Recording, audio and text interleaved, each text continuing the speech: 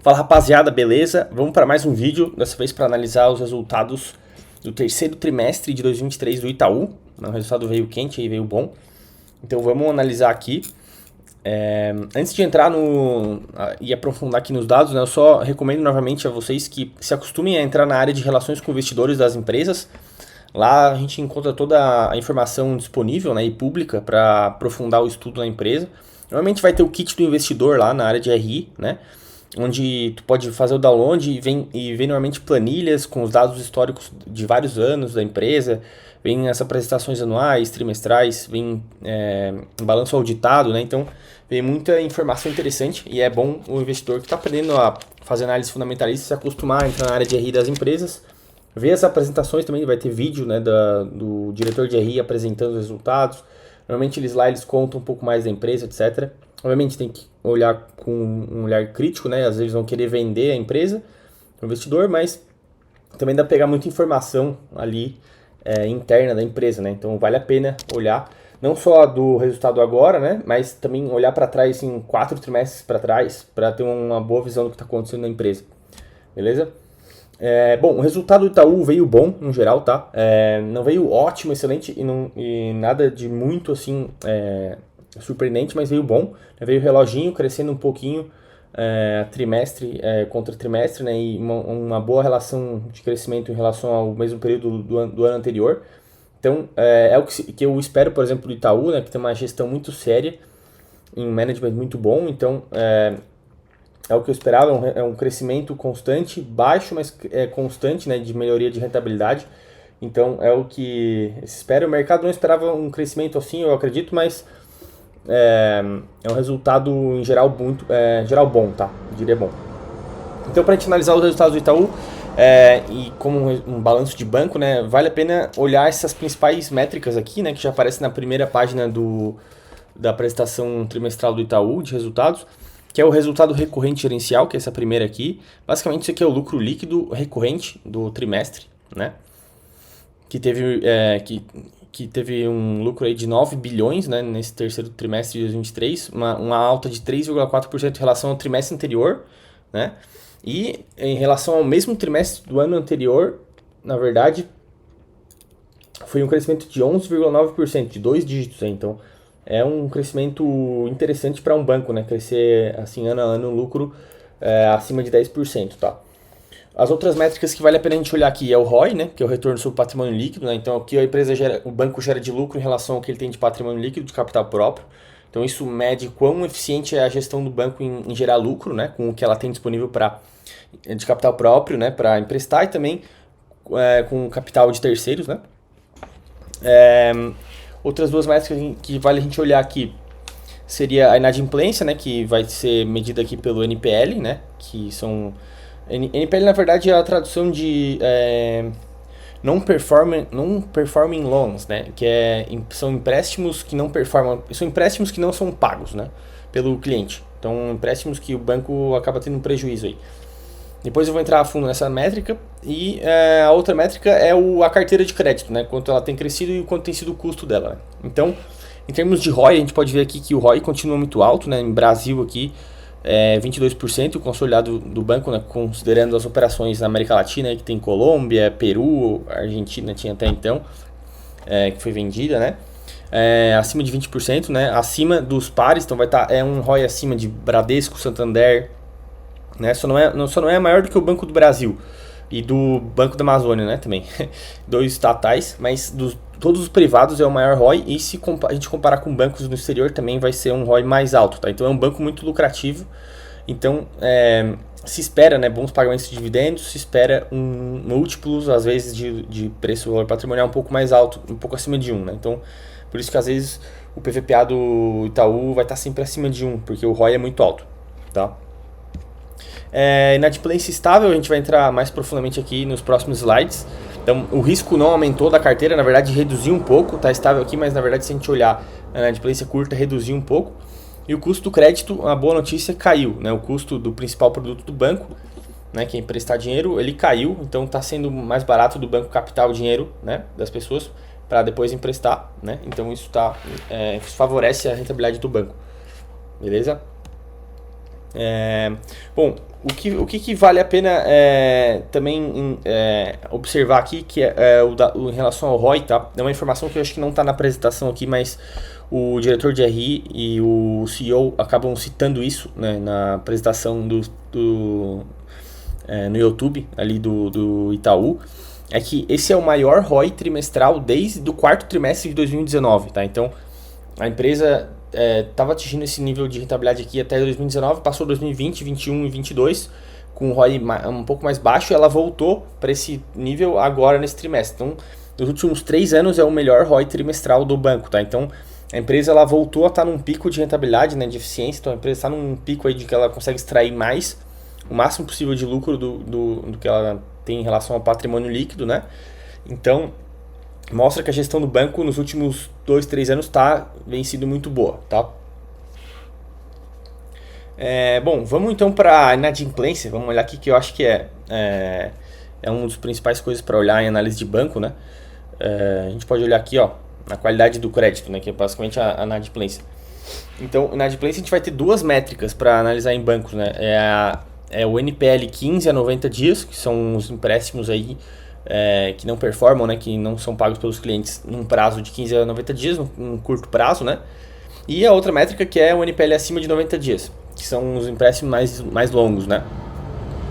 Então a gente pode ver que a inadimplência ela atingiu o pico aqui em março, no primeiro e segundo trimestre, né, na verdade, desse ano, estando em 2,5% aqui de 15 a 90 dias, e caiu para 2,3%. Isso é um bom sinal, tá? Porque significa que a inadimplência de curto prazo caiu, tá? Isso é um bom sinal, significa que reduziu um pouco o risco da carteira de crédito do banco. Isso pode influenciar em lucratividade, porque o banco precisa provisionar menos PDD, né? Precisa provisionar menos prejuízo no balanço, e isso se converte em lucro, né? Então, para os próximos trimestres, tá? Se a gente pegar a inadimplência aqui consolidada, né, de mais de 90 dias, que é a mais de longo prazo, ela ficou estável em 3,5%. Ela está no máximo aí dos últimos anos, né? Mais por uma questão conjuntural, eu acredito, da economia, né? A economia brasileira ficou um pouco mais arriscada para empréstimo, né? A renda e a produtividade caiu, né, das pessoas. Então, quando a renda cai, as pessoas pagam menos empréstimo, né? Então é normal que isso se deteriorasse nos últimos trimestres, mas ficou estável aqui. E o fato de ter caído no NPL de curto prazo aqui pode significar que isso pode se converter numa tendência de longo prazo. Então, no futuro, talvez nos próximos trimestres, a gente pode ver esse NPL de 90 dias começar a cair, tá? O próprio banco falou que fez um reajuste, né, no risco das carteiras. Então, empréstimos para pessoas e para empresas, eles fizeram uma revisão do que seria o risco, né, dessa análise. Então, eles identificaram alguns nichos de pessoas que eles emprestavam dinheiro que eles consideraram mais arriscadas e pararam de emprestar para esse tipo de perfil de cliente. Então, o risco, eles consideram que o risco da carteira do Itaú está um pouco melhor agora, né? Foi aprendido lá dentro a fazer uma gestão de risco um pouco melhor, então essa inadimplência também tende a cair, beleza? Porque empréstimo para essas pessoas que tendem a não pagar não vai ser mais feito, né? Óbvio que isso na margem, né? Não vai ser um impacto tão grande, beleza? Carteira de crédito é outro tema que é importante ver do banco, né? Que o principal é o carro-chefe, né? O principal produto do banco. A gente vê aqui que numa comparação anual, isso aqui está meio complicado de ver nesse slide aqui. Esse triângulo que é a variação, né? Então, isso aqui é a variação do terceiro trimestre de 2023 em relação ao terceiro trimestre de 2022. Então, é uma variação de 6% ano contra ano, né? Esse trimestre contra o mesmo trimestre do ano passado. Então, a carteira está crescendo, a carteira de crédito, né, para pessoas físicas está crescendo para ano a ano, né? Para empresas também, um pouco menos, 3,2%. E total Brasil aqui está em 6%, tá? O que aconteceu com a carteira de crédito? Ela estava crescendo nesse ritmo de 6% ao ano, só que se a gente pegar aqui, né, na variação trimestral, teve uma desaceleração desse crescimento, né? Ela cresceu um pouco menos, tá? Então a carteira continua crescendo, só que nesse último trimestre ela cresceu um pouco menos do que vinha crescendo, né, num ritmo anual, tá? Mas o importante é ver que a carteira de crédito continua grande e crescendo, isso que importa. O banco aqui ele precisa estar emprestando mais dinheiro, porque é o carro-chefe do banco é ganhar dinheiro com spread, né? Então, vamos aí então para o guidance, que é onde o banco ele estima o crescimento de cada linha do balanço aí para o próximo período, né? O Itaú já tinha esse guidance aqui, que era até positivo, né? Um crescimento aí, carteira de crédito em torno de 6 a 9%, por exemplo. A gente pode ver que esse guidance foi reduzido um pouco, né? Na margem aí de 6 para 5,7%, né, de 9 para 8,7%, e todas as linhas tiveram uma leve revisão para baixo, tá? A gente tem que entender que não é porque o banco está achando que a conjuntura e a própria gestão vai ser um pouco pior daqui para frente, mas é simplesmente o impacto, né, da venda do Itaú Argentina. Simplesmente essa redução aqui ela é porque eles tiraram a previsão de crescimento do Itaú Argentina, porque a operação foi vendida esse trimestre, né? E lá eles tinham uma previsão de crescimento um pouco mais alta do que no Brasil. Por isso que a revisão foi um pouco para baixo aqui, tá? Do guidance.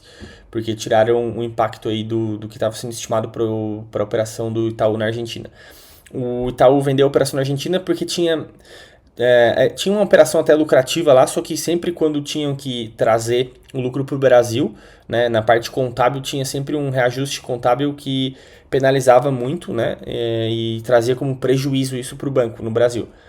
Dado a conjuntura na Argentina que a gente sabe que é muito ruim, o banco decidiu vender e por isso, né, que o lucro reportado aqui, na verdade, esse 9 bilhões aqui, ele é um pouco diferente do lucro contábil que vai estar no balanço auditado, né? Na verdade, o balanço auditado vai estar com 7,5 bilhões, mas é porque está contando a venda do Itaú Argentina, que entrou como um prejuízo, né, nesse trimestre, justamente por esse ajuste cambial contábil, tá? É uma parte muito complicada de contabilidade, por isso até o Itaú decidiu vender a operação para não ter mais esse prejuízo incorporado na operação consolidada aqui do Brasil, porque a gente sabe que a parte cambial na Argentina é muito complicada, né?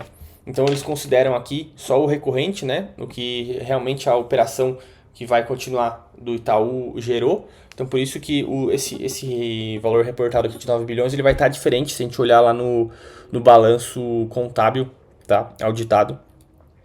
Lá eles vão estar considerando a venda esse prejuízo da venda da operação na Argentina. Beleza? Então é isso, pessoal. O resultado foi bom. O Itaú segue crescendo, né, como reloginho aí. Esses números são interessantes, né, como o ROI, sempre acima de 20%. O crescimento trimestral e anual de lucro e carteira de crédito. E inadimplência estável. Tá? Isso é o que a gente tem que olhar no banco, né? Se o lucro, a carteira de crédito cresce, o lucro cresce e a inadimplência fica estável. Ela não pode subir. É isso que faria que a gente tivesse um sinal amarelo aí, um alerta para o Itaú. Então vamos ver como é que estão as ações e os múltiplos, né, para ter uma ideia de que se o Itaú ainda continua barato. Então esse aqui é o Status Invest, né, onde a gente pode ver os múltiplos e o histórico dos múltiplos, onde é interessante ver, né. Vamos ver então o preço-lucro do Itaú, que está em 9 vezes aí agora. A gente pode ver que ele ainda está abaixo da média, né, dos últimos anos. Esse preço-lucro já foi aí na casa de 12, 13, 16 vezes nos anos que a economia estava um pouco mais aquecida. Mas agora aí está em 9 vezes, né? É um PL até que bom para quem quer investir mais em foco em valor, foco em valor, porque está abaixo da média, né? Então o banco está no pico da rentabilidade, né, dos últimos anos, está com o melhor ROI dos últimos anos e está com um PL abaixo da média. Então tem uma simetria interessante aí para estar comprado em Itaú, tá? Beleza? E vamos ver também outro múltiplo muito importante para análise de bancos, que é o PVPA, né, preço-valor patrimonial. Como eu falei, como o Itaú tem um ROI muito alto, normalmente vai ser sempre acima de 1, só que também está abaixo da média, tá? A média também foi aí na faixa de 1,84, né, nos últimos períodos. O banco tinha uma expectativa de crescimento muito alta lá nos últimos anos, né, 2017 a 2019 aí, o PVPA estava muito alto. E agora está na faixa de 1,5, 1,6. Já saiu desse fundo aqui, né? Onde o banco está muito barato. mas eu acredito que ainda tem uma simetria positiva, né? Como eu falei, tá um resultado muito bom e os múltiplos ainda não estão acompanhando tanto, né, essa melhora da lucratividade do banco. A gente pode ver nas ações aqui como elas estão, no histórico das ações do Itaú. Vamos ver aqui no site do Fundamentos, aí tem uma parte que a gente consegue ver o histórico de cotações. Como sempre, né, é para cima o gráfico das ações do Itaú, né? O que a gente pode ver que aqui em 2023, a gente colocar desde janeiro, a ação tem performado positivamente, só que a gente ficou de lado aí desde julho, né? Caiu um pouco, que assustou alguns investidores, e agora com esse resultado divulgado agora do terceiro trimestre, ela voltou a subir, né? Saiu de 27 já para 29, porque foi um balanço considerado bom para o mercado estava um pouco pessimista, eu acho, e por isso a ação já voltou a subir, já está aí, acho que perto do que seria um topo histórico aí, beleza? É isso aí, então, pessoal, só peço para quem tá curtindo os vídeos aí, se inscrever no canal, dar um like no vídeo aí. Também vou deixar na descrição o nosso e-mail para as mentorias, quem quiser trocar uma ideia, é só mandar e-mail que a gente conversa, a gente mostra a nossa carteira do nosso clube de investimentos, né? E a gente passa mais alguns cases também, alguns materiais de estudo para o investidor que está aprendendo a fazer análise fundamentalista, aprender a analisar ações, beleza? É isso aí, pessoal, abraço!